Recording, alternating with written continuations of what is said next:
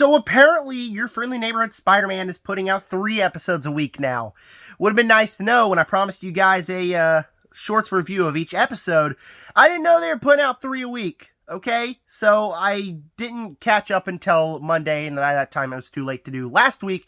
So I got caught up today. I have seen episodes 3 through 8. And when I said in my original review of the first 2 episodes that I was intrigued, but I wasn't fully hooked, I didn't know where it was going, I'm fully hooked now. I am 110% hooked on your friendly neighborhood Spider-Man, because ever since episode 3, this show has been non-stop awesome. This show has worked for me. Where I complained that characters didn't feel like Spider-Man characters, everything has started to feel like a classic Spider-Man show.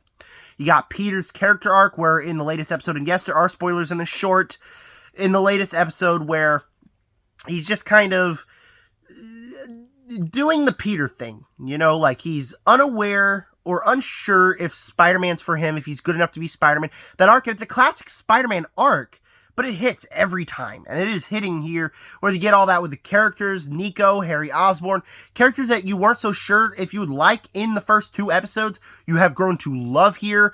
A big one for me is Lonnie, that I was unsure of where the direction for his story was going, and since episode 3, his story, his plot, everything going on with him has been perfect.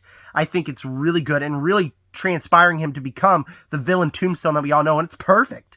It is perfect. You get Matt Gargan as Scorpion. You get him in episode 7, and he's a haunting villain. Like, he's a really cool villain, whether it's a suit and stuff.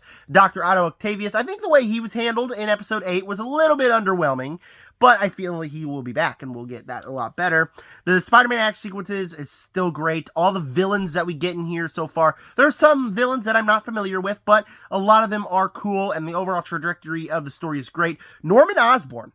Now, you are convinced that he's a good guy at the beginning of the series, and now you're kind of getting convinced that he's bad. He's a little bit mixed. There's secrets here. And so you're trying to figure out what his secrets are, and you're constantly invested. Show always finds something to keep you invested in. It does the Spider-Man thing. It does the Spider-Man thing so well. I think your friendly neighborhood Spider-Man is amazing so far. I think ever since episode 3, the show's completely hooked me. One thing I'm not so sure about is why they keep bringing up, like, stuff that happened in the MCU. I get it, the Sokovia Accords are a huge part of it, but it does kind of feel like, oh, we're bringing up these superheroes just for the sake of bringing them up. And, like, famous Spider-Man lines, like in episode 8, I highly doubt he harnesses the power of the sun. Kind of like, obvious target there. But I still, besides that minor aspect, this show is amazing.